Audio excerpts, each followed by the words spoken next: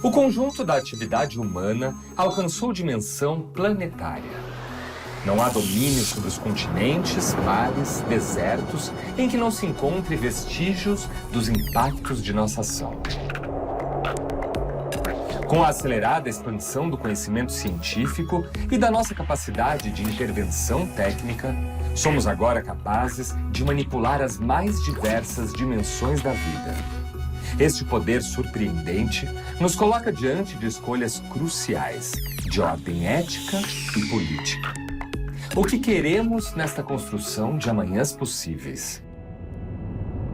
Transformações decisivas, moldando um novo mundo. Tema desta série do Café Filosófico. O volume de informação a que temos acesso hoje é inédito na história humana. Por outro lado, na sociedade da informação e do conhecimento, muitos ainda continuam sem acesso à educação mais básica.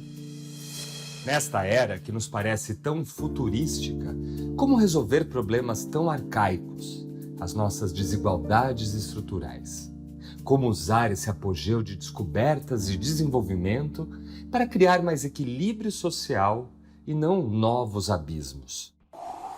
Me parece que o principal desafio nosso aqui é mobilizar ingredientes e parâmetros para especular sobre como moldar esse novo mundo, em particular a partir do olhar da educação. Como é que essas transformações decisivas incidem nesse processo, como é que se molda a educação a partir das expectativas desse mundo que se faz e como é que se molda o mundo futuro, esse futuro possível, esse futuro desejável, a partir das mudanças no campo da educação. Educação como esse vetor de transformação estrutural e essencial do humano, da nossa condição de humanidade, mas com essas expectativas de um porvir.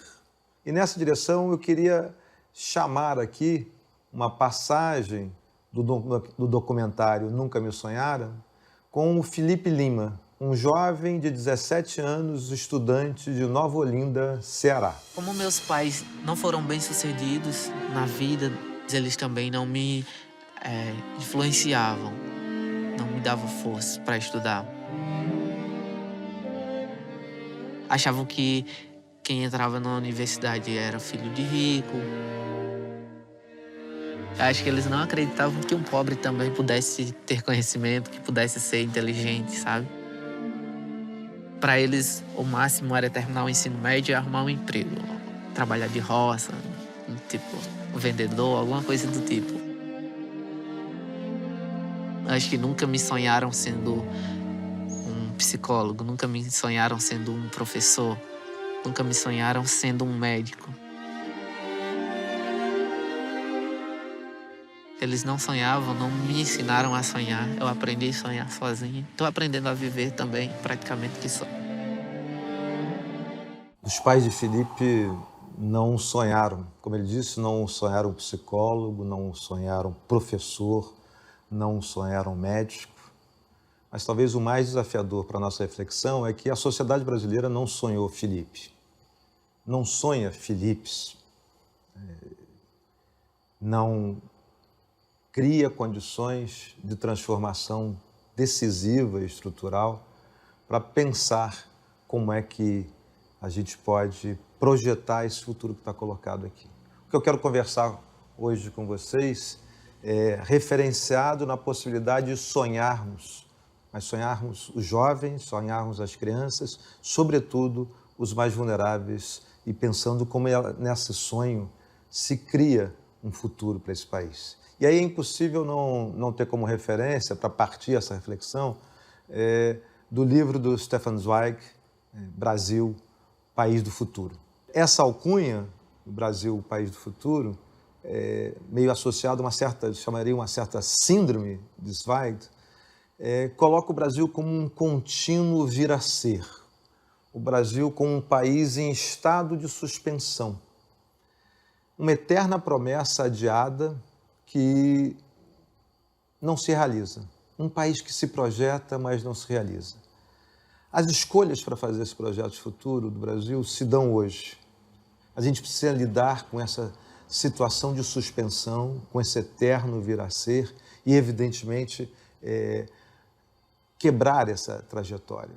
Temos um risco, certo, implícito e cada vez mais explícito em não projetar um novo mundo para esse país, que é fazer com que a trajetória de expansão da nossa sociedade coloque o Brasil na segunda Liga das Nações. Por isso que é tão importante pensar o papel da educação. Como é que a gente pode projetar esse futuro? Em que lugar e como estaremos em algumas décadas? Como estaremos logo ali, em 2050? E aí eu queria fazer essa provocação a partir do reconhecimento de algumas mudanças estruturais e de crises associadas a ela. As crises associadas ao padrão da desigualdade que nós vivemos no Brasil e no mundo, obviamente atravessados ainda pela conjuntura da pandemia, que faz com que a gente tenha mais de 5 milhões de vidas ceifadas no mundo e mais de 600 mil no Brasil. Associado a isso, uma crise, uma mudança derivada da forma com que nós pensamos e estamos vivenciando a nossa representação, a crise, portanto, da democracia. Além disso, toda a crise associada à emergência climática e, por fim, as mudanças estruturais associadas à revolução tecnológica, com a inteligência artificial, com a robotização. É nesse contexto que eu queria projetar a reflexão sobre a educação no Brasil. E entendendo que crises forçam o olhar para questões-chave. A Hannah Arendt já colocava que a crise só se torna desastrosa quando pretendemos responder à crise com ideias feitas. Crises são sempre momentos de ameaça real, momentos perigosos, momentos cruciais. Mas, ao mesmo tempo, nessa crucialidade, a crise sempre expressa momentos disparadores de transformações profundas. E a questão é como é que nós nos deslocamos em relação a essas mudanças relevantes. Para ter alguns indicadores-chave, quando a gente considera a desigualdade de renda, e olhamos para o mundo, uma boa referência são os estudos da OCDE, e os estudos da OCDE, comparando um leque de 44 países, nos coloca como o quinto mais desigual, o ranking liderado pela África do Sul, o que sabemos que é muito desafiador.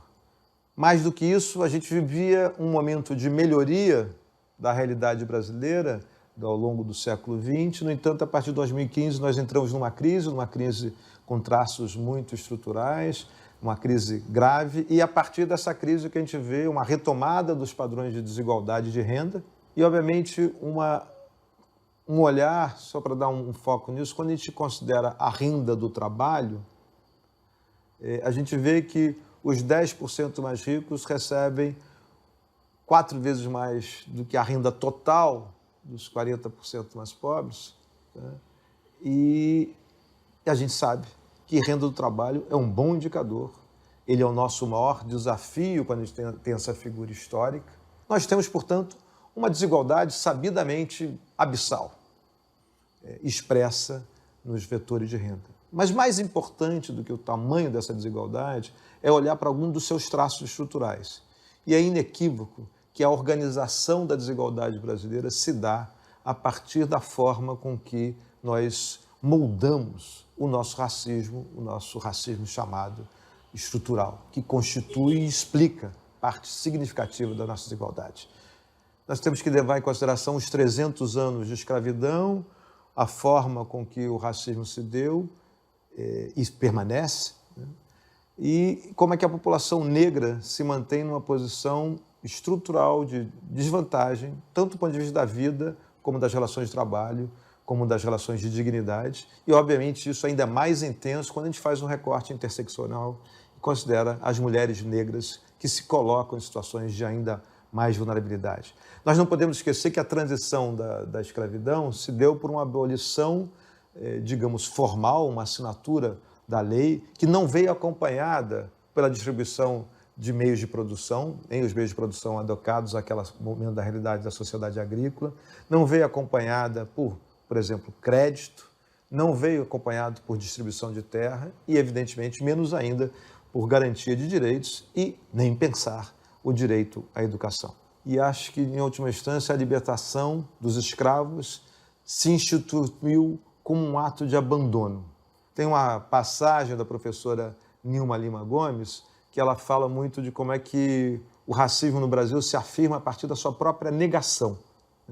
O racismo à brasileira, que é a expressão dela, em que se reconhece, majoritariamente se reconhece a existência do racismo, no entanto, as pessoas não se identificam como racistas ou não se compreendem como operadoras desse sistema racista. A gente vê pelos dados da PNAD contínua, que pega os de 2012 até 2020, que os homens brancos recebem, em média, 2,3 vezes mais renda do trabalho do que as mulheres negras. Isso se dá contínuo ao longo de todo o tempo, né? Independente das oscilações, as oscilações mantêm essas distâncias. E quando a gente olha a escolaridade, e sabemos que o efeito diploma gera aumento de renda, as pessoas com ensino fundamental completo ganham mais do que as que não têm ensino fundamental, as que têm ensino médio completo ganham mais do que as que têm ensino fundamental completo, e as que têm ensino superior completo mais, e aí bastante mais do que as que têm ensino médio. Mas quando a gente olha essa série histórica e considera as diferenças entre homens brancos e mulheres negras, a gente vê que ao longo dessa série as mulheres negras ganham 60% a menos de renda do que os homens brancos. É, obviamente, uma situação muito evidente de distinção entre gênero e raça.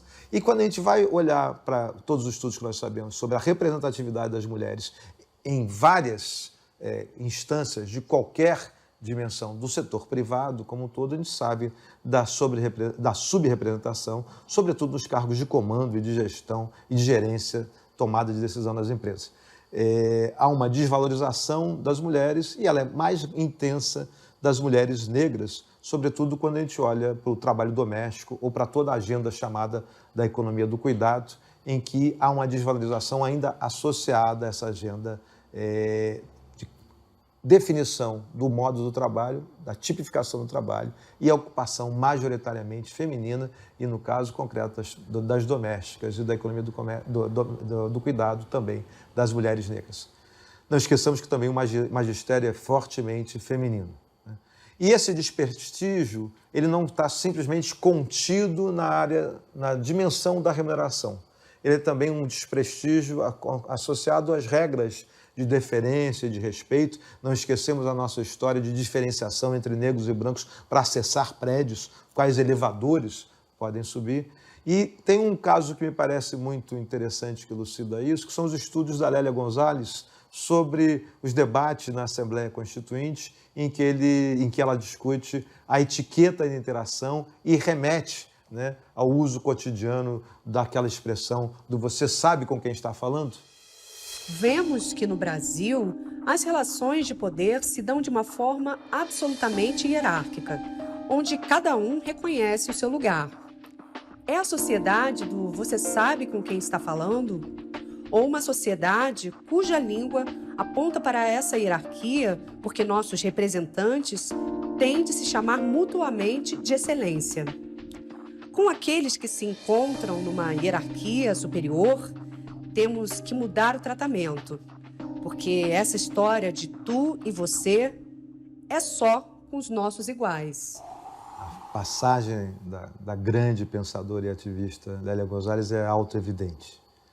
E o que a gente vê é que esse pertencimento racial está sempre atravessado por relações de discriminação e preconceito. No entanto, positivamente, a gente vê um acúmulo crescente, sobretudo após os anos 80, das lutas do movimento negro. Não podemos esquecer a Marcha Zumbi contra o racismo, do meados dos anos 90, a todas as organizações e movimentos, agora a Coalizão Negra por Direitos, toda a luta que se mobiliza a partir do Black Lives Matter, mas que assume densidade no Brasil como um todo, em particular a partir dos jovens que reconhecem a sua ação de negritude e provocam reflexões sobre as verticalizações das relações sociais, propondo visões cada vez mais horizontais que reconheçam padrão do racismo estrutural que nós temos e o enfrente com nitidez e com determinação.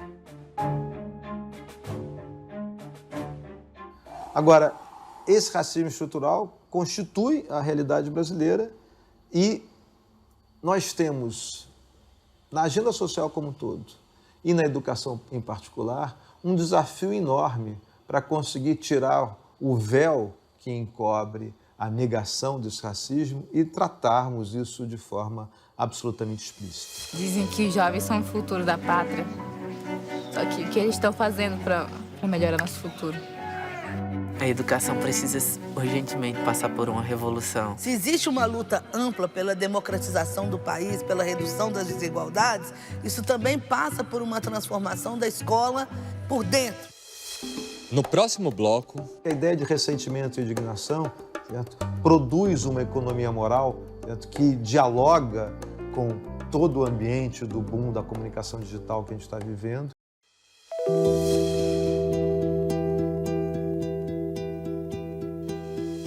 A pandemia de Covid-19 evidenciou uma verdade do nosso tempo. Somos uma sociedade em crise. Crise sanitária e econômica, climática e existencial. Crise humanitária. Crise da democracia. a desconfiança nas instituições em quase todo o mundo deslegitima a representação política e, portanto, nos deixa órfãos de um abrigo que nos proteja em nome do interesse comum. Trata-se do colapso gradual de um modelo político de representação e governança, a democracia liberal que se havia consolidado nos 2 últimos séculos à custa de lágrimas, suor e sangue contra os estados autoritários e o árbitro institucional. Como planejar um novo ideal de mundo quando o único mundo que conhecemos desmorona diante de nós? Eu queria agregar essa camada da desigualdade social, na nossa realidade, uma desigualdade marcada pela questão racial, a também a crise da democracia. Nós temos vivenciado, visto uma crise muito intensa do ponto de vista da representatividade, incorporada nos meios de comunicação de massa, com acesso, a ascensão de movimentos ultranacionalistas e populistas no mundo como um todo, e explicitamente antidemocráticos, e a gente está vendo uma desconstrução, um desmonte, não só da noção de representação, mas também dos pesos das instituições. A crise da democracia liberal é evidente, os nossos desafios se dão em como reconstruir os parâmetros de representação, como, evidentemente, viabilizar o campo democrático e como criar projeção de um futuro em que o nosso referencial analítico como um todo nos permita projetar uma nova democracia. Talvez a gente esteja num momento de crise paradigmática, no sentido do Thomas Kuhn, e precisamos repensar, remobilizar nosso repertório, ser ainda muito mais criativos para viabilizar essa transição da crise que estamos agora para uma reconfiguração da agenda democrática. E eu queria trazer como referência para a nossa discussão um livro recente, relativamente recente, de 2019, do François Dubé, que tem um título maravilhoso e desafiador também, que é O Tempo das Paixões Tristes, sustentando que o ódio, o ressentimento, as indignações como um todo estão associadas no mundo, não só no Brasil, às formas múltiplas e variadas com que têm se reconfigurado os padrões de desigualdades que a sociedade como um todo está vivendo. Há uma transformação no regime das desigualdades múltiplas, certo? Com tendência de diversificação do seu padrão e de individualização. E segundo a provocação do Dubé, certo? É o esgotamento da tendência de redução das desigualdades que estava associada à construção do estado do bem-estar, associado a essa crise de representação, certo? Que fazem com que não só as desigualdades se multipliquem e se individualizem, mas a gente tenha cada vez mais dificuldade de inscrever a reflexão sobre a desigualdade nos chamados grandes relatos da história. E, portanto, nessa dificuldade, há a enorme o desafio que nós temos para construir uma narrativa coletiva que permita, obviamente, veiculação no campo democrático, no campo da política real, modos de enfrentar as desigualdades e fazer movimentos de transformação. E seria um pouco essa distância entre as situações individuais crescentes e diversificadas de desigualdade e a falta de apostas coletivas, minimamente coordenadas, isso que abririam a porta, ou as várias portas, para o ressentimento, para as frustrações e para os ódios. E esse ressentimento, instituído e disseminado na sociedade, de acordo com ele, geraria o que ele chama de relâmpagos de indignação, que jamais se convertem em movimentos organizados, em movimentos estruturados, em movimentos minimamente transformadores. É óbvio que o professor do B não pode explicar todo esse processo, mas eu só queria trazer que a ideia de ressentimento e indignação, certo, produz uma economia moral, certo, que dialoga com todo o ambiente do boom da comunicação digital que a gente está vivendo, estimula a polarização e cria uma prática cotidiana. Obviamente, a alegoria disso seria tudo que se dá em torno do TikTok ou nos silenciamentos que estabelece, mas uma prática cotidiana que recusa os cânones da cultura, da arte, da literatura, da teoria, da ciência. E nessa recusa dos cânones se desmonta uma perspectiva de construção articulada, compartilhada, de transições na democracia para uma sociedade mais justa e mais equânime e transformadora. É nessas práticas alimentadas pelo ressentimento que as polarizações se estabelecem e criam campos de impedimento para o avanço que nós temos. E, num certo sentido, se instala um espaço para o que seria um certo princípio paranoico da frustração e o sentimento de injustiça não tendo veiculação para o diálogo, para o debate, e essas infelicidades locais dominando a cena do debate e criando uma situação de suspeita geral em relação aos campos de troca e de diálogo. Há um esgotamento da representação do contrato social como um todo, que está no fundamento do estado do bem-estar. Então, essa decomposição dos processos de desigualdade, sua multiplicação, sua heterogeneidade, na configuração de uma crise da democracia, criam um campo, não só de emergência dos populismos como um todo, certo? Mas criam um campo também de enorme dificuldade de construção de caminhos que a gente possa projetar e moldar esse novo futuro. Agora, para além da questão da desigualdade, para além da questão da crise da democracia, eu acho que a gente não pode deixar de considerar as emergências climáticas. E nas emergências climáticas, só para a gente ter uma referência, quando a gente olha o painel intergovernamental de mudanças climáticas da ONU, o estudo do Climate Change de 2021, a gente vê que o aquecimento já está a mais de 1%, o aquecimento por responsabilidade dos homens já está a mais de 1%, e obviamente todas as projeções estão se dando que se ficar entre 3 e 5, que pode ser no final do século, certo? Não terá mais lugares para a humanidade, né? Os fenômenos extremos serão crescentes, as secas, as enchentes, o aumento da pobreza, os refugiados climáticos, a redução de produção de alimentos e, obviamente, numa intensidade radicalmente punitiva sobre os mais vulneráveis e, obviamente, como todas as grandes transformações que o planeta já viveu, nós que seremos os dispensáveis desse arranjo. E o planeta aí seguirá, mas os humanos provavelmente não estarão.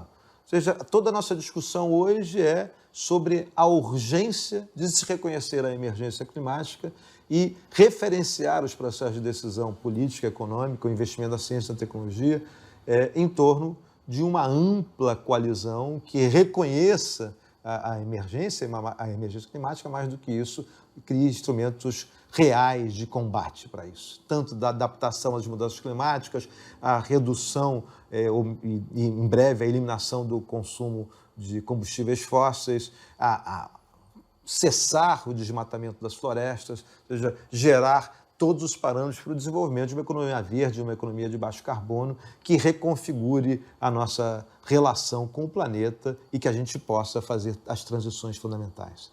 Agora, especificamente sobre isso, quando a gente olha para as juventudes, né, e aí tem um estudo chamando Reimagining, Educação Climática e Lideranças Jovens, o que a gente vê é que um estudo de 37 países, né, os jovens declaram como é que eles receberam informações sobre políticas em geral relacionadas ao clima. E só 22% receberam alguma informação sobre isso.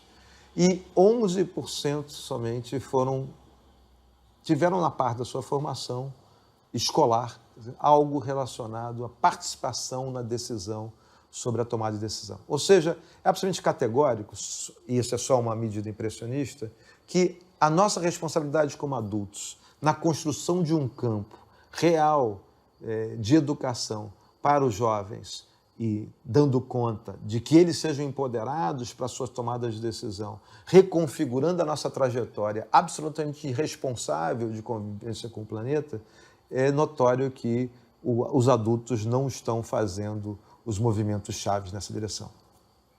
Por fim, no bloco de emergência climática, a gente não pode esquecer o papel dos nossos biomas como um todo no Brasil, mas em particular da Amazônia, a fundamental que é tanto para pensar o ciclo do carbono, como para pensar o ciclo hidrológico, o ciclo das chuvas, e como é que a gente precisa zerar imediatamente o desmatamento. E nós temos um dos maiores capitais naturais, a responsabilidade sobre esse capital natural, numa intensidade que nos chama a muita sentido de pertinência e responsabilidade com o presente.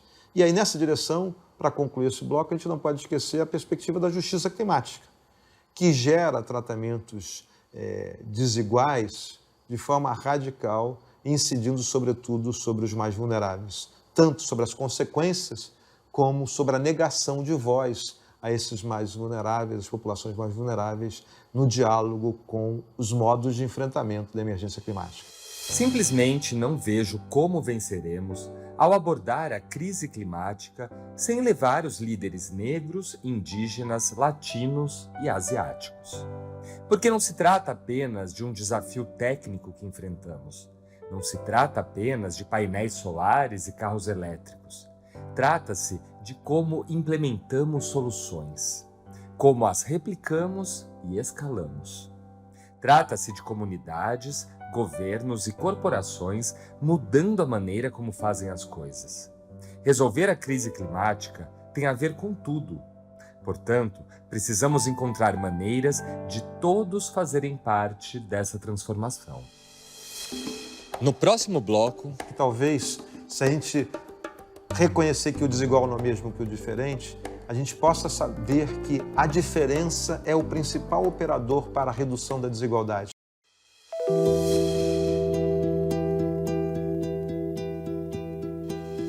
O que é educar alguém?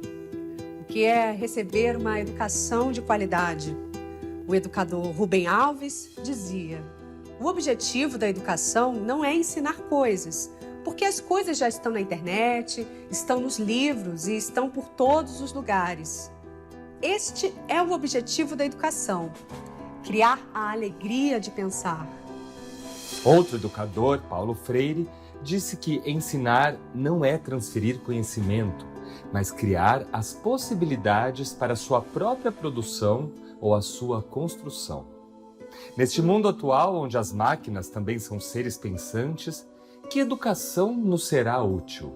Que ensinamento vai nos emancipar? Um quarto bloco para a gente poder falar sobre educação, que eu acho que é muito importante ainda, é o bloco das transformações tecnológicas, da aceleração da inteligência artificial, da robótica e, sobretudo, da configuração da quarta revolução industrial e as suas transformações derivadas no mundo do trabalho.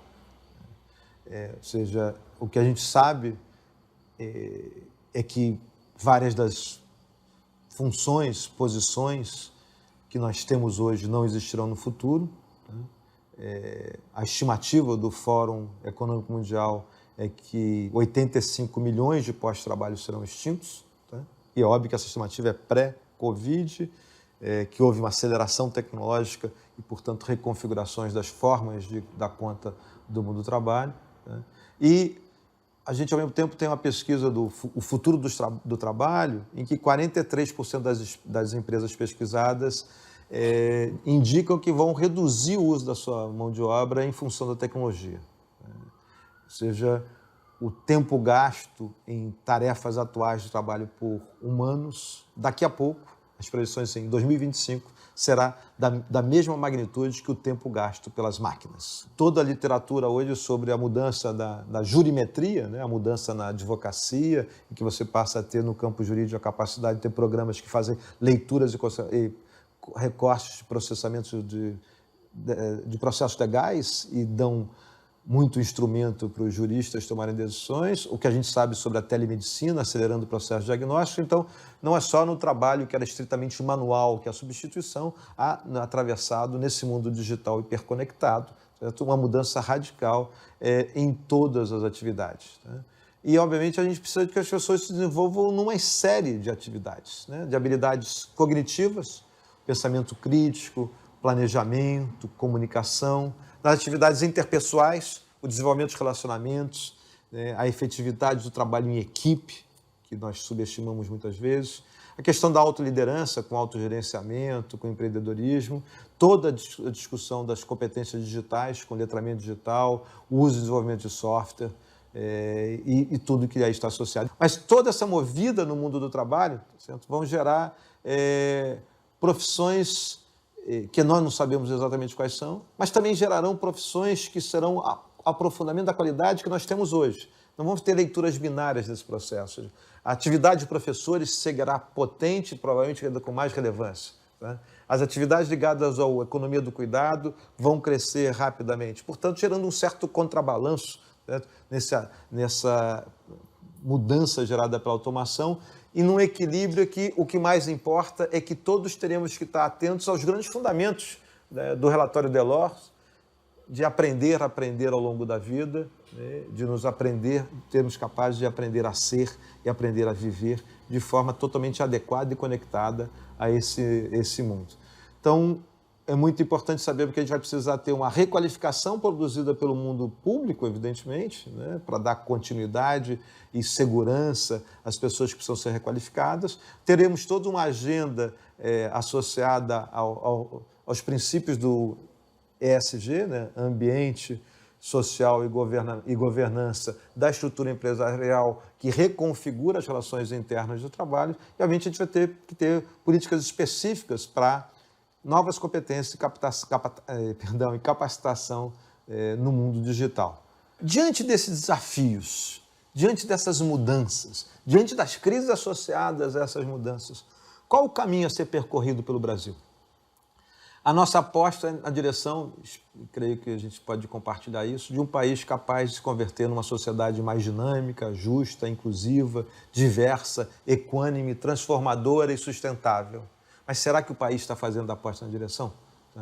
Será que a gente está criando caminhos para pensar os nossos novos padrões de desenvolvimento? O desenvolvimento requer que se removam as principais fontes de privação de liberdade: pobreza e tirania, carência de oportunidades econômicas e destituição social sistemática, negligência dos serviços públicos e intolerância ou interferência excessiva de estados repressivos.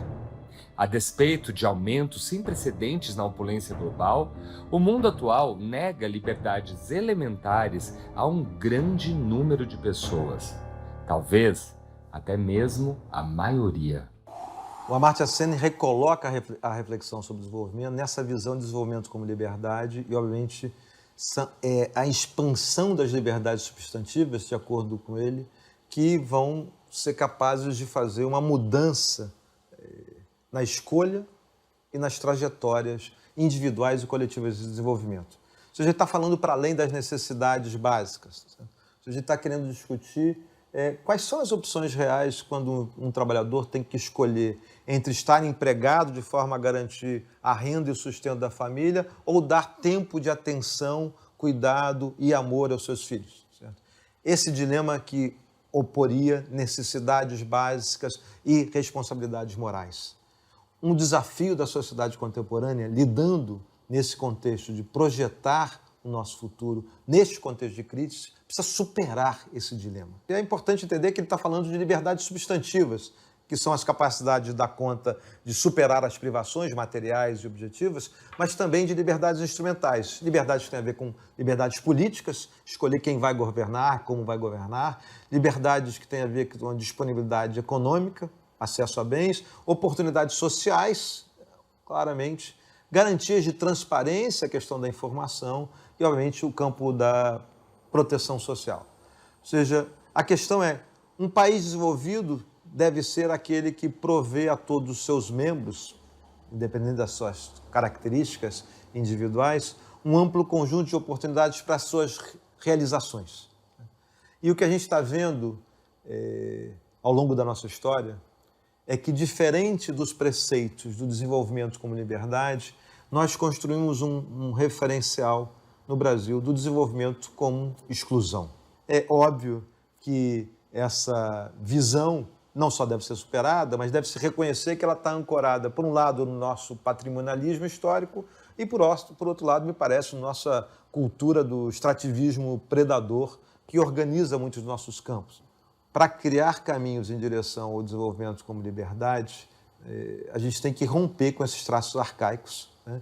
E aproveitar os momentos de crise atual, tá certo? Da contemporaneidade, para fazer o nosso salto de superação do nosso racismo, desses nossos traços arcaicos, do nosso patrimonialismo, certo? E construir uma nova arquitetura social.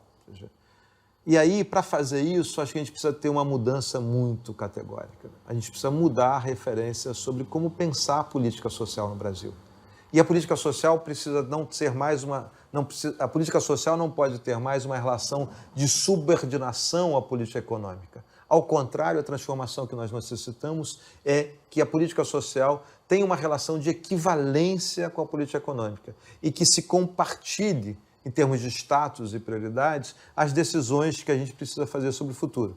Então, nessa direção, o horizonte futuro que a gente tem que produzir é um horizonte que esteja referenciado na ideia da equidade, que esteja referenciado na ideia da inclusão e que os arranjos de sociedade a serem construídos, nesse equilíbrio do ponto de vista programático das políticas social e política econômica, digam e explicitem caminhos concretos em que a referência seja a produção de uma dinâmica econômica que seja cada vez mais inclusiva. E nessa sociedade que a gente naturalizou a relação com a desigualdade e naturalizou a relação com o racismo, em última instância, o que a gente significa naturalizar essa relação? Tá? Eu acho que, por um lado, significa que a gente tem um campo de indiferença, que assume com uma certa inevitabilidade moral, tá certo? Um certo fatalismo histórico, talvez associado à nossa colonização portuguesa, sempre foi assim, ou seja, uma indiferença que cria um certo campo de um ethos, de uma moral que assume com uma certa inevitabilidade esse processo. Mas, além disso, eu acho que há um interdito no campo da gestão pública. E esse interdito deriva do fato de que a gente construiu uma visão de sociedade em que o desigual seria equivalente ao diferente. Certo? E na medida em que há uma identidade entre o desigual e o diferente, se expõe um interdito, na medida em que não haveria nada a ser feito, ou muito pouco a ser feito sobre a desigualdade, e o que se faz, do ponto de vista das políticas públicas, é uma dedicação exclusiva ao combate à pobreza, sobretudo a sua manifestação da pobreza. E a questão-chave aqui é que talvez, se a gente reconhecer que o desigual não é o mesmo que o diferente, a gente possa saber que a diferença é o principal operador para a redução da desigualdade. E aqui a diversidade na nossa realidade brasileira assume preponderância e a gente pode integrar políticas universais com políticas diferencialistas e, especificamente para nós fazermos a nossa transição da democracia, precisamos de um campo explícito de ações afirmativas que reconheçam os padrões de desigualdade históricos que tivemos e que temos até hoje, e como é que a gente, a partir da afirmação da diversidade, a gente pode fazer a transição. A educação pública gratuita e de qualidade, ela é possível. Não dá para fazer escola burocraticamente. E eu faço essa escolha todo dia quando eu acordo, cheia de problema na escola, que tá faltando água, que não tem transporte, que não tem merenda. Aí eu levanto com aquela coragem de novo e eu digo, eu sou professor. O segredo está em fazer da gestão uma ação coletiva. A gente está pensando na nossa juventude que a gente precisa salvá-la urgentemente, ou é todo mundo junto, ou todo mundo perde. A educação é meu norte, minha vela, meu leme. Sem ela, não tem sentido. No próximo bloco, Nelson Rodrigues diz o seguinte: subdesenvolvimento não se improvisa. Subdesenvolvimento é uma obra de séculos.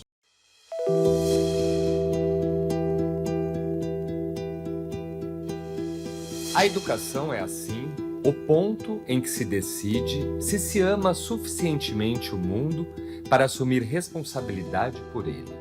E mais ainda, para o salvar da ruína que seria inevitável sem a renovação, sem a chegada dos novos e dos jovens.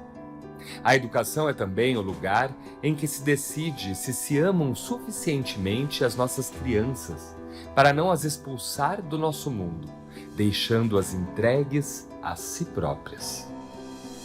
Só existirá a democracia no Brasil no dia em que se montar no país a máquina que prepara as democracias. Essa máquina é a da escola pública.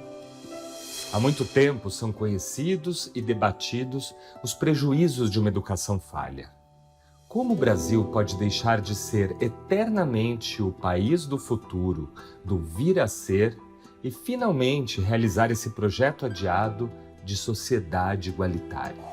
Para promover uma educação pública de qualidade, a gente precisa promover a equidade. Basicamente, o que a gente precisa saber é que só existe no mundo contemporâneo qualidade se existe equidade. Só podemos pensar em qualidade se pensamos para todos.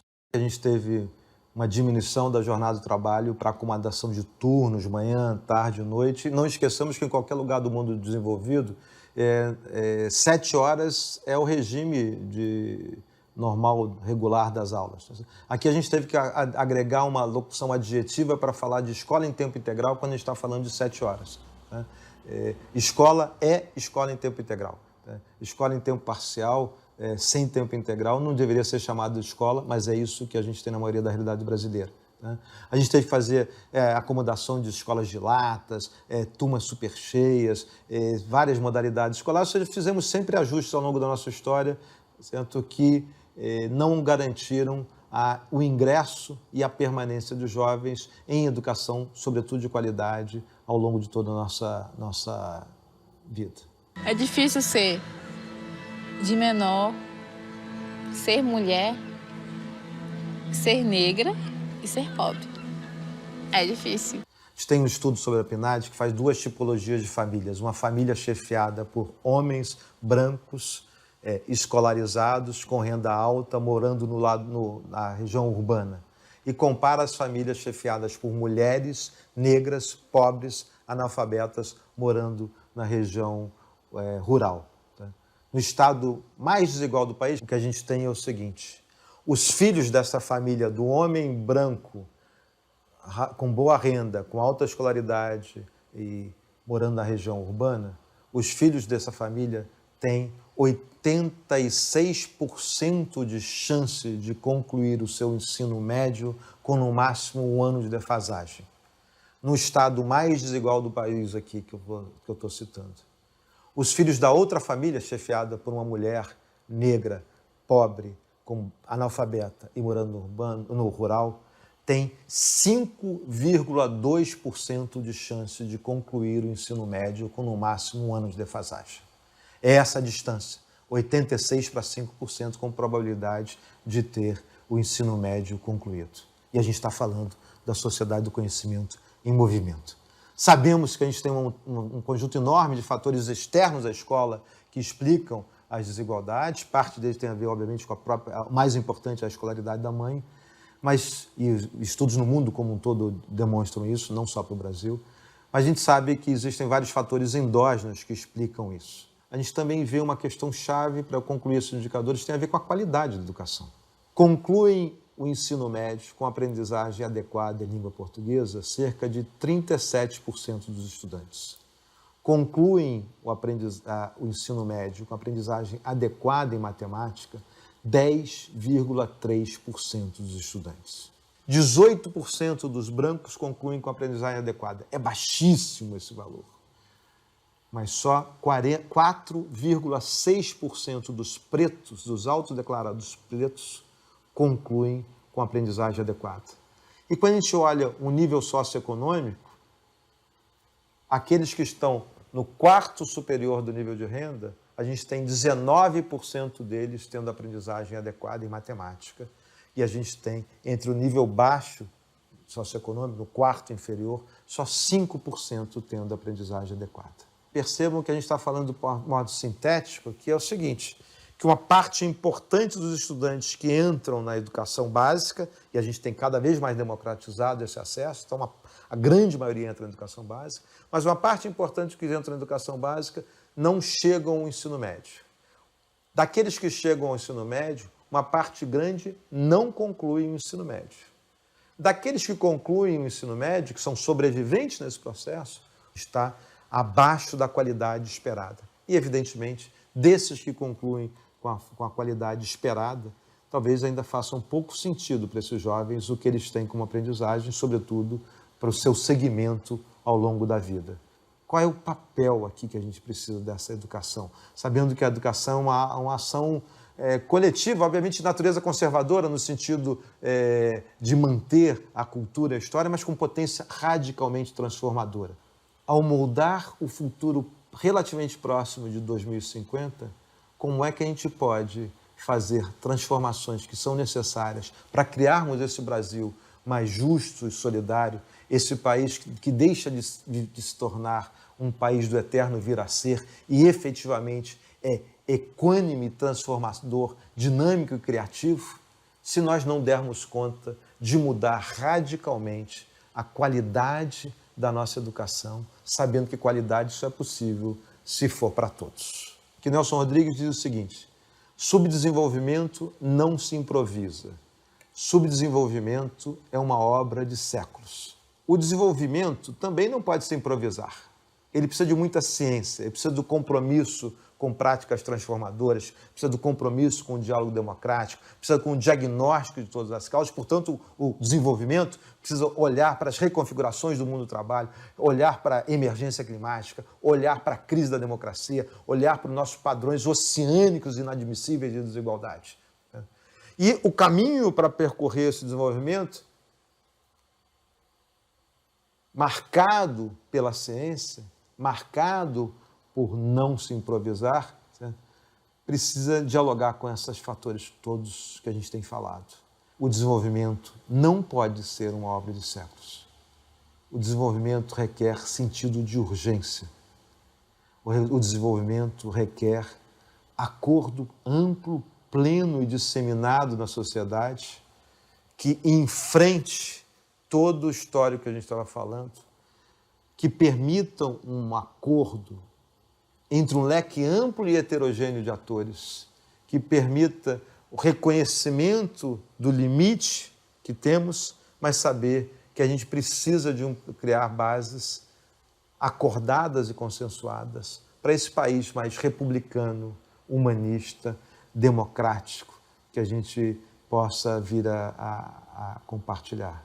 E criar um acordo de sociedade em que a educação pública como um todo, do infantil à pós-graduação, tem papel radical de pivô nesse processo, mas evidentemente não exclusivo, que a educação compartilhada na política social como um todo, numa visão integrada com a política econômica, projete um país de futuro em que a justiça, a equidade, o direito de todos, a criatividade e o dinamismo sejam as referências para aquilo que nós estamos projetando como um futuro sustentável, democrático, de todos e para todos.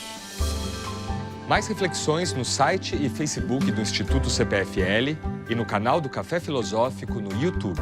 No campo da educação, a gente produz a disrupção transformadora que é necessária para nos atualizarmos diante da fronteira do conhecimento, numa perspectiva que traduza de modo substantivo a marca da Unesco, que é a educação de qualidade para todos. Agora, essa frase é de enorme complexidade, porque a gente tem dificuldade de definir o que é educação, mais ainda de definir o que é qualidade e, muito mais na realidade brasileira, de definir quem são os todos.